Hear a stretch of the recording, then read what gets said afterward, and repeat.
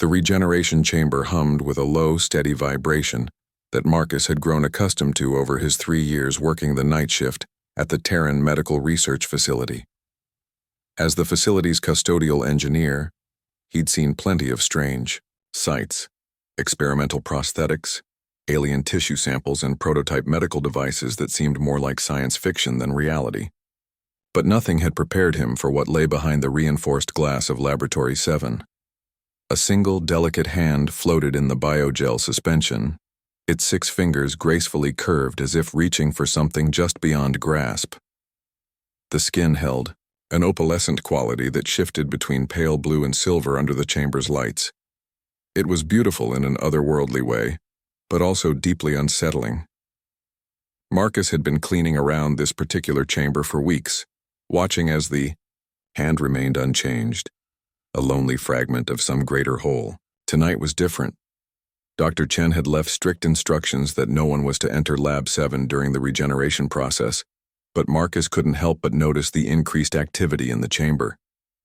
Tendrils of tissue had begun sprouting from the severed wrist, slowly building what appeared to be an arm.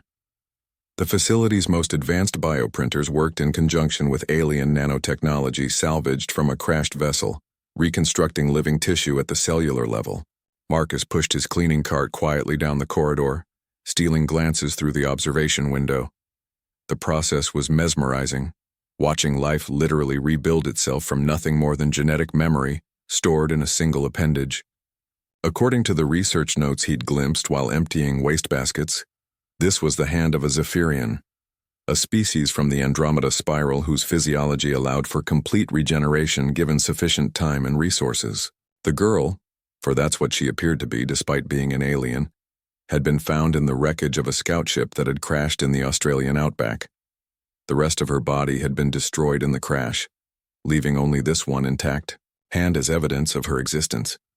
The research team had spent months studying Zephyrian biology, learning that their cellular structure contained a kind of distributed consciousness that could rebuild an entire being from any substantial piece. As Marcus watched, fascinated despite himself, the regeneration suddenly accelerated. Shoulders formed, followed by the delicate architecture of a rib cage. The alien technology was working in perfect harmony with human medical science, creating something that neither species could have achieved alone. It was a testament to cooperation, to the human drive to preserve life regardless of its origin. By 3 a.m., a torso had fully formed. By 4 a.m., legs began taking shape. Marcus found himself checking on the chamber every few minutes, drawn by a compulsion he couldn't quite explain.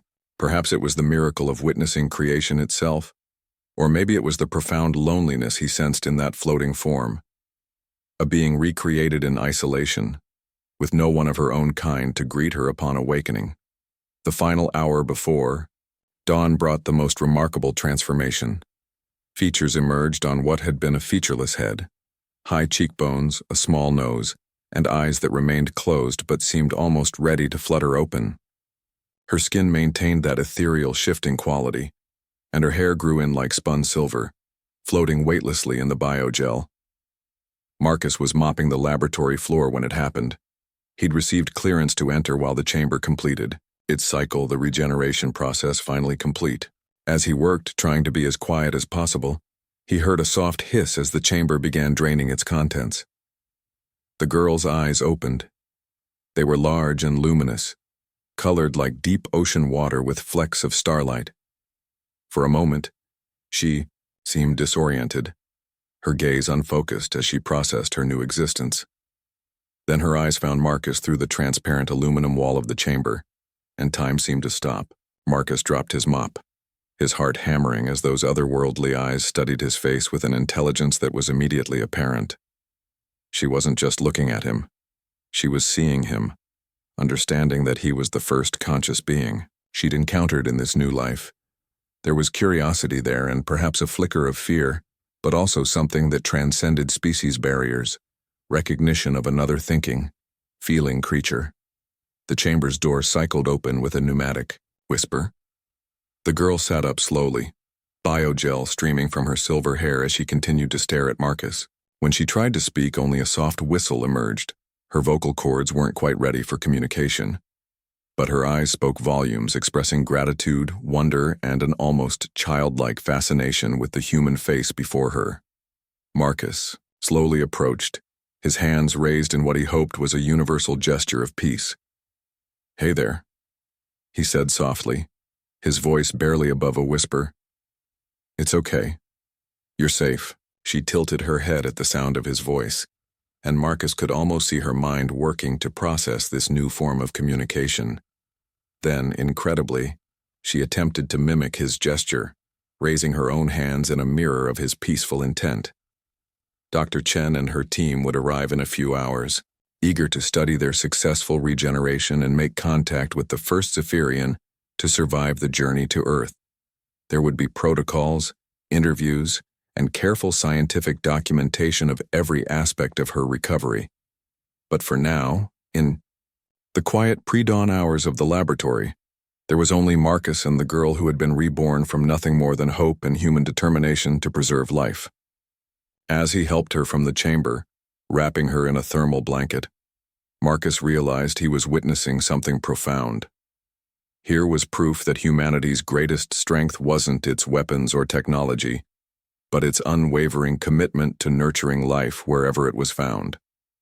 A janitor had become the first ambassador to a new species, not through grand design or political maneuvering, but through simple human decency and the willingness to show kindness to a stranger from the stars.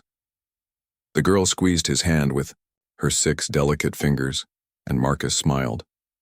Whatever challenges lay ahead for both their species, this moment of connection would remain. A bridge built not of words or treaties, but of compassion shared between two very different forms of life in the quiet hours before dawn.